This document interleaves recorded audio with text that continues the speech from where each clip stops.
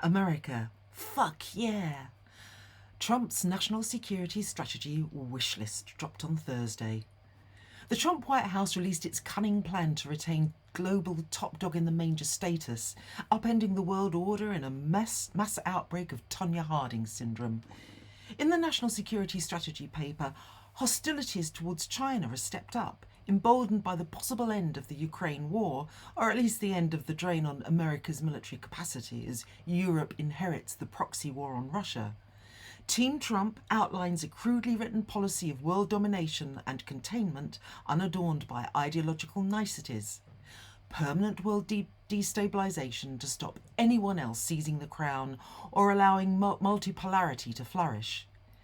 This is all bloviating America first, enlisting the very same nations whose economies were saved by China from America's great financial crash of 2008. Remember that?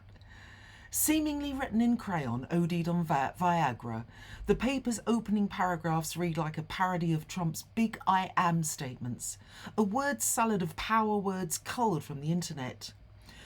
We have brought back our nation and the world back from the brink of catastrophe and disaster. Historic speed, strength, extraordinary, no administration in history, dramatic, a roadmap to ensure that America remains the greatest and most successful nation in human, as opposed to dinosaur, I assume, history, and the home of freedom on earth, safer, freer, greater and more powerful than ever before. Grrr. To his defenders, who say Trump's not really putting America first, he actually states, "In everything we do, we are putting America first." Having stuck a pacifier in Trump's mouth with an ego-boosting drumroll, the paper then alights on China as the greatest threat in this Manichaean Marvel Universe nightmare. Acknowledging America can no longer achieve permanent American domination of the entire world, it reluctantly settles on the second best with a game of King of the Castle. If I can't be top dog, no one else can either. In a recent Fox News interview, Trump stated, "Many of our allies are not our friend." To prove it, America hovers on the brink of bequeathing Europe the proxy war it started. No longer will America pay for its own wars. It will now induce the mugs abroad to pick up the tab, freeing up resources for a bigger caper. As seen in Ukraine, which the US was jonesing for ever since Dick Cheney targeted the Ukraine in 1991 when the USSR fell. In 2013, Victoria Nuland did tell the American ambassador in the neutral nation, "Fuck the EU." And they sure did. By 2016, the global economy was emerging from the damage done by the US great financial crash of 2008. Europe and China were building and prospering through trade, peacefully uniting the Eurasia landmass from Shanghai to London. I still remember the train that arrived in Barking in East London in January 2017. It was a moment of great hope. But an envious America put the boot in via Brexit, pressure to decouple from China, and Ukraine on Biden's watch. And Europe went right along with it. The UK and EU are now pouring billions into the military-industrial complex in an endless, pointless and avoidable war they thought would please Daddy, as most clearly demonstrated by NATO chief Mark Rutte at this year's summit. Surely Dracula's Renfield couldn't debase himself any more than him. Even worse, existentially, European leaders not only lost the last shreds of their dignity, they also lost the cheap Russian energy that sustained prosperity. Relations with their northern neighbour, destroyed by NATO expansion and Western aggression, severed the supply, at least directly. The Nord Stream pipeline and lifeline was blown up. By whom, we wonder? Replaced by the expensive liquid natural gas, courtesy of the USA. Well, fancy that. As a result, Europe is going through severe deindustrialisation. Its economies are failing. They choke down this mad sandwich and then say, "Yummy, give me some more." America takes out the trash and abandons Europe to civilizational erasure. Purportedly caused by the migration of some of the most vulnerable people on the planet. many from the places we've bombed or otherwise destabilised and exploited. Brexit, losing us £100 to £200 billion a year in lost trade and avoidable wars costing upwards of £5 billion a year per nation, are expunged from the collective memory like magic. The only way we can remain in Trump's favour is if the far-right groups favoured by the US, such as the AfD in Germany, are crowbarred into power on the wave of racism jimmied up during Brexit. The NSS paper demands Europe abandon its failed focus on regulatory suffocation, prying it open for predation.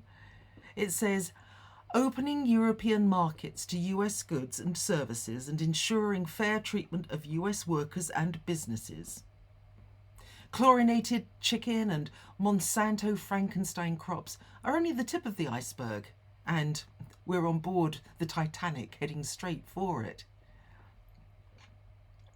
America says it will mediate its management with Russia, for which read carving up the spoils. Managing European relations with Russia will require significant US diplomatic engagement. Yeah, I bet. Sad to think that Europe thought it was the diner when it was in fact the dinner. Europe is no longer an ally, but number one vassal, ready to fall into America's hand like a rotten fruit while far-right leaders are groomed. In the UK, Elon Musk uses his platform to destabilise Britain and promote Tommy Robinson, Britain's Navalny. Will we get Tommy or Farage? How was the monopolisation of the global town square by one billionaire allowed to take place in something that calls itself a democracy? Washington's favourite academic, Professor Niall Ferguson, proposed the fragmentation of Europe in his Civilization writings in 2011, around the same time as Obama's pivot to Asia, or China really. Smashing the bloc into warring states would release wealth for plunder. It's taken a decade and a half, but we can now see the fruition of the ravings of madmen. An appraisal of Taiwan recognises its current status and will maintain its long-standing declaratory policy on Taiwan, meaning that the United States does not support any unilateral change to the status quo in the Taiwan Strait. Well, that's what it says, and that's so far so good. However, due to its key role as the unsinkable aircraft carrier in the Indo-Pacific, America's diplomatic efforts should focus on pressing our first island chain allies and partners to allow the US military greater access to their ports and other facilities, to spend more on their own defence, and most importantly, to invest in capabilities aimed at deterring aggression. They didn't even try putting lipstick on that pig. Climate change is abandoned and left to China to sort out, of course. The Middle East is deprioritised now that America's policeman in the region is armed to the teeth and willing to use it. And Arab kingdoms are on board, of course. Latin America, now known as Western Hemisphere under US control, is to be returned to 1970s hell when the School of the Americas was devastating the region. The threatened takeover of Venezuela is the ideal showcase for what's intended. The Trump corollary to the Monroe Doctrine will deny non-hemispheric competitors the ability to position forces or other threatening capabilities to own or control strategically vital assets in our hemisphere. So Russia and China in Cuba, refining oil in Venezuela, well, there you go. Africa. Poor Africa that was escaping exploitation and poverty via China's rise. Have you seen the Ghanaian city of Accra? It is quite amazing. Trump now wants to transition from a foreign aid paradigm to an investment and growth paradigm capable of harnessing Africa's abundant natural resources and latent economic potential. The final item on the wish list is a return to a turbocharged empire. An immediate area for US investment in Africa with prospects for a good return on investment include the energy sector and critical mineral development. Development of US-backed nuclear energy, liquid petroleum gas and liquefied natural gas technologies can generate profits for US businesses and help us in the competition for critical minerals and other resources. This is unlikely to end well. So Washington goes full barbarian. Rosa Luxemburg was pretty right when she said the choice would be between barbarism and socialism, and here we're seeing it split the world in two. So Washington goes full barbarian, unable to rise out of raw competition to transcend itself to coexistence and cooperation. If character is revealed by the choices made under pressure, then this is like something out of the Stone Age, or crawling out from under a stone, or likely to drag us all back to the Stone Age if the Hawks get their World War III fantasies indulged. Imagine your raging grandpa harking back to the glory days of the 1950s and 60s Cold War era of his youth, and, in this nightmare, having the power to will it back into existence. Well, that's the tone of the paper. The vision is more akin to President Snow's capital in the Hunger Games than an advance for humanity. If the Hawks weren't xenophobically paranoid, they might have listened to Bruce Lee's wise advice to be like water and have gone with the multipolarity flow.